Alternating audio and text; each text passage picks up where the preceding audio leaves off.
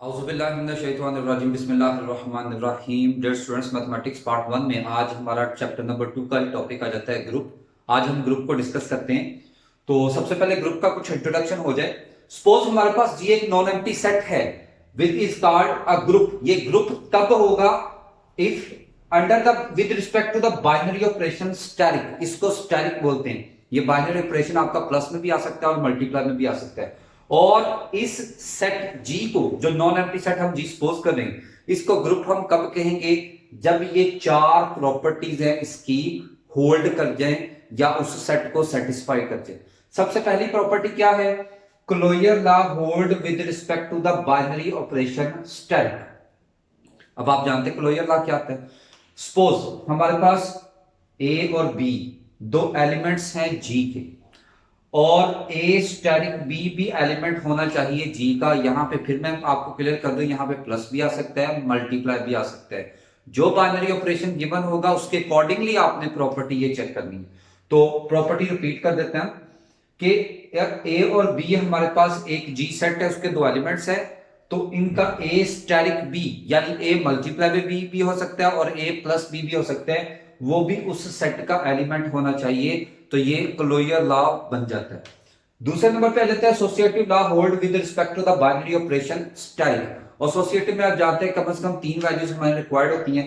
तो A B और सी अगर एलिमेंट है जी के, तो A static B static C is equal to A static B और स्टैटिक सी, यानी लेफ्ट हैंड साइड और राइट हैंड साइड दोनों का आंसर हमारे पास सेम आना चाहिए। अगर दोनों का आंसर सेम आ जाता है तो इसका मतलब है एसोसिएटिव लॉ होल्ड कर जाता है। स्टैटिक में आपके पास प्लस भी आ सकता है, मल्टीप्लाई भी आ सकता है, ये डिपेंड करेगी क्वेश्चन की कंडीशन पे।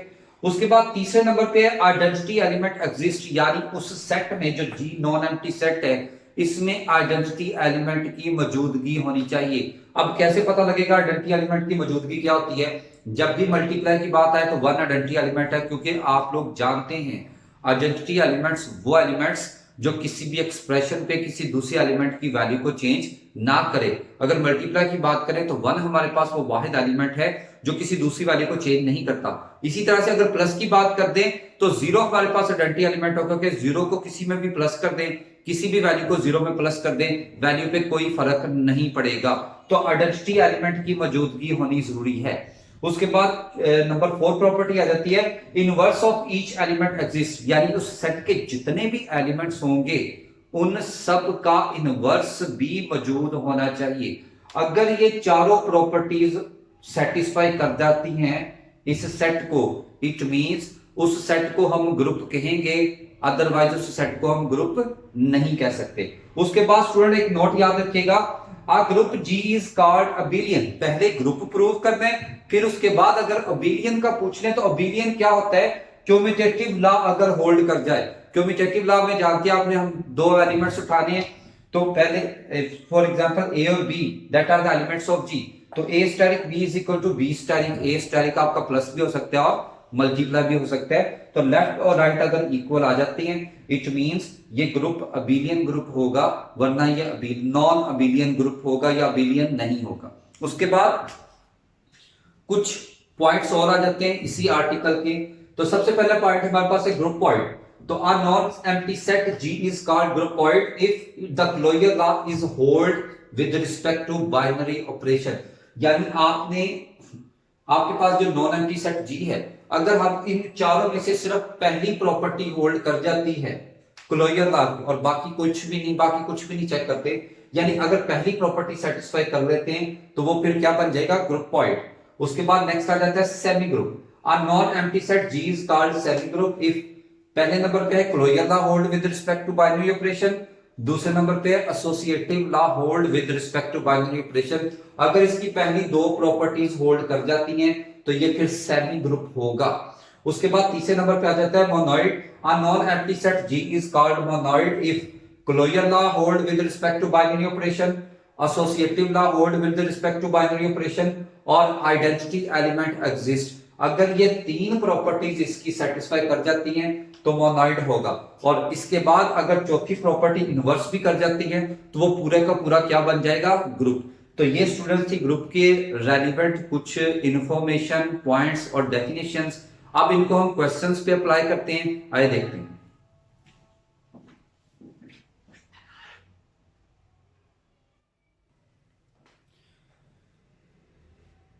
बुक के अंदर पेज नंबर 76 पे हमारे पास है solutions of linear equations a and b being elements of a group g, solve the following equations. तो हमने इक्वेशन सॉल्व करनी है ax इक्वल टू b और दूसरे नंबर पे है xa इक्वल टू b। तो इसको देखते हैं कि हमने सॉल्व करना कैसे करना। पहले फर्स्ट वाले को लेते हैं, ax इक्वल टू b। तो यहां पे लेफ्ट साइड पे a इनवर्स से मल्टीप्लाई कर दें, बल्कि इसको ब्रैकेट का यूज करके मल्टीप्लाई करें, a inverse into ax which is equal to a inverse into b। By associative law इनको इकट्ठा कर लें, a इनवर्स और a into x is equal to a inverse b। तो स्टूडेंट्स यहां पे एक बात याद रखिएगा, a इनवर्स a या a इंटू a इनवर्स ये आइडेंटिटी के इक्वल होता है। यहां पे जब भी ग्रुप की बात आ जाएगी तो आइडेंटिटी को अब हम i से नहीं रिप्रेजेंट करेंगे, i आइडेंटिटी रिप्रेजेंट करते हैं मैट्रिसेस में। जबकि ग्रुप की बात आ जाए तो यहां पे आइडेंटिटी e से रिप्रेजेंट करेंगे, इसको कहेंगे आइडेंटिटी।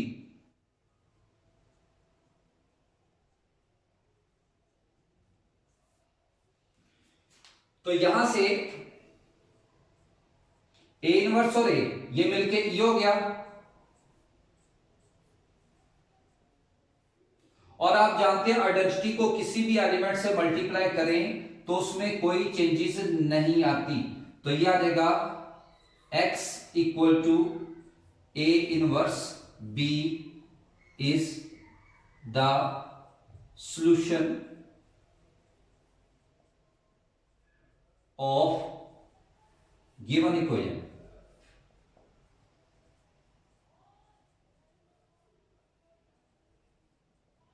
इसी तरह से दूसरे रिजल्ट की तरफ आते हैं। दूसरे रिजल्ट में हमारे पास a राइट साइड पे है, तो हम क्या करेंगे, x a is equal to b। दोनों तरफ के राइट साइड पे हम a इनवर्स से मल्टीप्लाई करते हैं।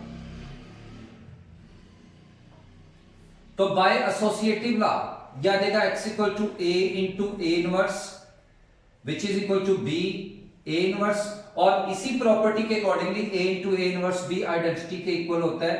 तो x e b a inverse और e को मल्टीप्लाई करें एलिमेंट के साथ तो एलिमेंट में कोई चेंजेस नहीं आती, x equal to b a inverse ये भी आ जाएगा is the solution of given equation।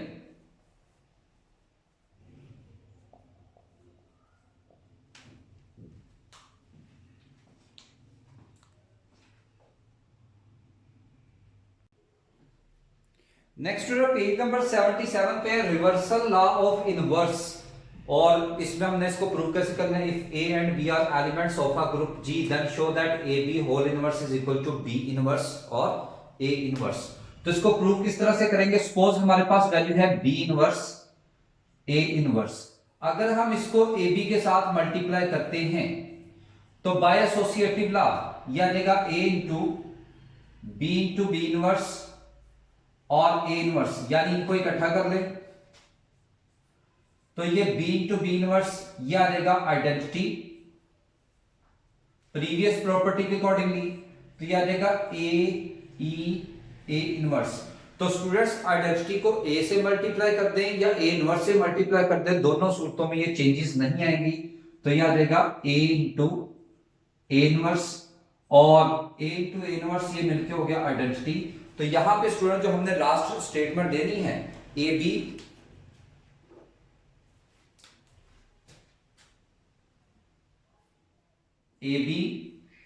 And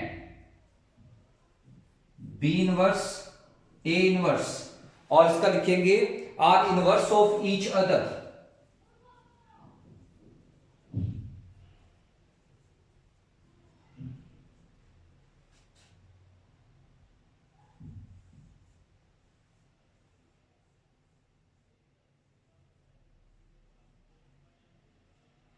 ये बन जाएगा जी reversal law of inverse.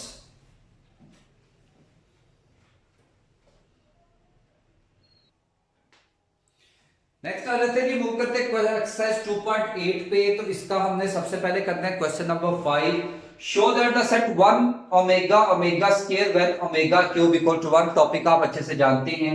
Is an abelian group with respect to the ordinary multiplication. Binary operation हमारे पास है मल्टीप्लिकेशन। हमने अबिलियन ग्रुप प्रूव करना है। अबिलियन ग्रुप प्रूव करने के लिए हमें इसको ग्रुप प्रूव करना जरूरी है, यानी वो 4 प्रॉपर्टीज हमने सेटिस्फाई कर दी हैं। तो इन 4 प्रॉपर्टीज के लिए सबसे पहले हमें एक टेबल बनाना पड़ेगा, यानी हमारे पास है 1 omega omega square, 1 omega omega square. तो कुछ इस तरह से आप टेबल बनाएंगे।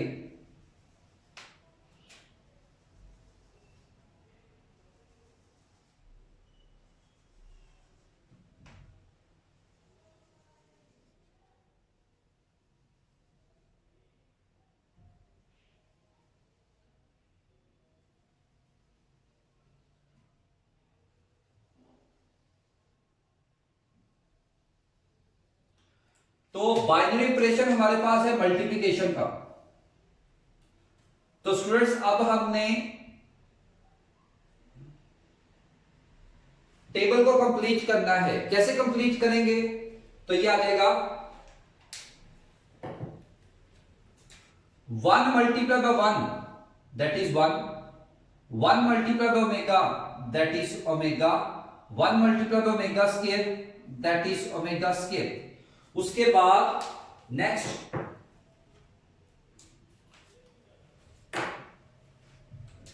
Omega multiply by 1 that is omega, omega multiply by omega that is omega square, और omega multiply by omega square.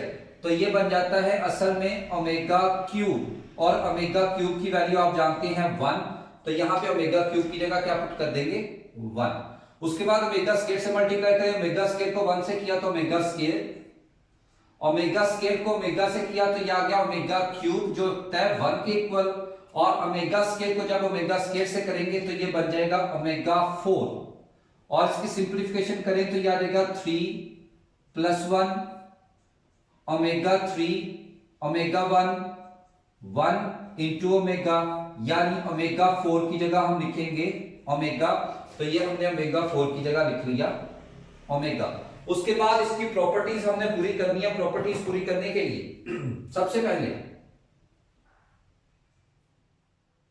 Closure law hold.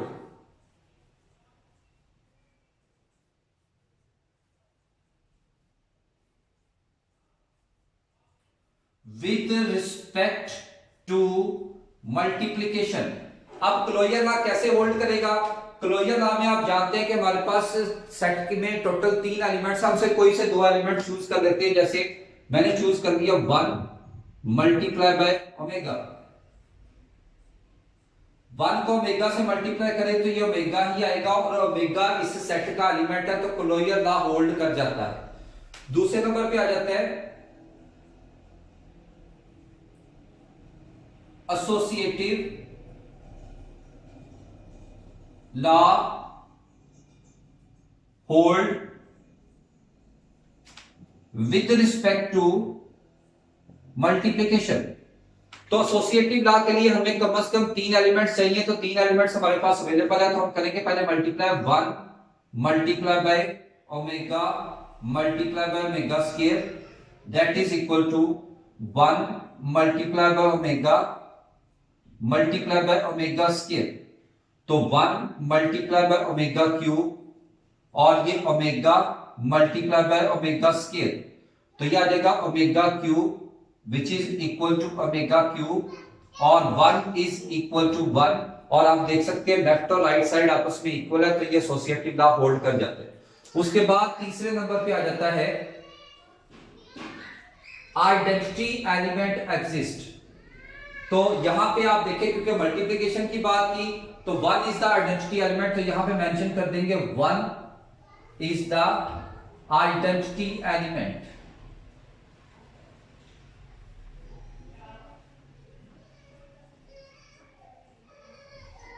तो उसके बाद स्टूडेंट नेक्स्ट इनवर्स की बात करते हैं। तो इनवर्स भी हर एलिमेंट का एग्जिस्ट करना चाहिए। तो इनवर्स के लिए स्टूडेंट सबसे पहले हम देखते हैं वन के सामने ये आइडेंटिटी है, ऊपर वाला इसका आंसर होगा। तो inverse of one is one. उसके बाद ओमेगा, इसके सामने आइडेंटिटी आ जाती है वन और ऊपर आ रहा है ओमेगा स्क्वायर। तो inverse of omega square, inverse of omega is, पहले ओमेगा की बात करते हैं, ओमेगा इज ओमेगा स्क्वायर। तो ये ओमेगा है, ये आइडेंटिटी है, ऊपर वाला आंसर। और उसके बाद inverse of omega square is, तो ये ओमेगा स्क्वायर के सामने ये आइडेंटिटी वन है और ऊपर आंसर आ रहा है ओमेगा। तो तीन एलिमेंट से तीनों के इनवर्स भी एग्जिस्ट कर रहे हैं। तो are the properties of group is hold, hence it is a group.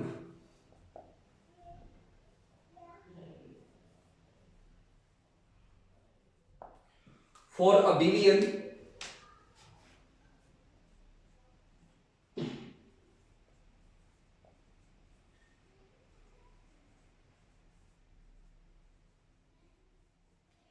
Abelian group prove करने के लिए, जैसा कि हमने डेफिनेशन भी पढ़ा, क्यूमुटेटिव लॉ होल्ड करना चाहिए। तो इसकी दो एलिमेंट्स हम चूज कर लेते हैं। जैसे अब हम चूज कर लेते हैं omega multiply by omega square और omega square multiply by omega. तो ये आ जाएगा ओमेगा क्यूब और ये भी omega cube. One is equal to one, hence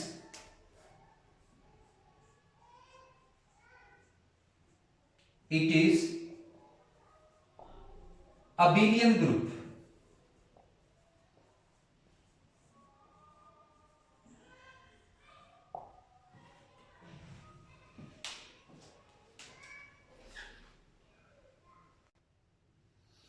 next है जी क्वेश्चन नंबर 6 है, if G is a group under the operation asterisk. अब स्टेरिक ऑपरेशन वो कोई भी हो सकता है। And A B is the element of G, find the solution of the equation A asterisk x equal to B। तो since A is the element of G, then A inverse is also the element of G। तो पहले हम multiply करते हैं inverse के साथ। Asterisk A asterisk x equal to A inverse asterisk B। तो by associative law A inverse asterisk A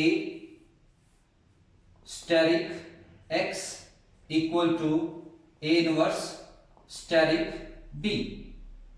तो A inverse और A ये बन जाएगा identity, asterisk x is equal to A inverse asterisk B। तो identity को multiply करें plus करें, जो भी ऑपरेशन इस पे अप्लाई होगा तो x अकेला रह जाएगा, is equal to A inverse asterisk B is the required solution। और इसका इसी तरह से इसका नेक्स्ट पार्ट आ जाता है, x asterisk A is equal to B। इसी तरह से अगर A G का एलिमेंट है तो A इनवर्स भी G का एलिमेंट होगा। तो पहले हमने लेफ्ट साइड पे मल्टीप्लाई किया, अब हम करेंगे राइट साइड पे multiply. A asterisk A inverse और B स्टेरिक A इनवर्स। तो by associative law A asterisk A inverse और यह आ गया B स्टेरिक A इनवर्स। तो यह आ जाएगा x स्टेरिक, यह आ गया identity is equal to B asterisk A inverse. तो आइडेंटिटी को x से जब मल्टीप्लाई करें प्लस करें तो x ने x ही रहना है, is equal to B asterisk A inverse is the required solution.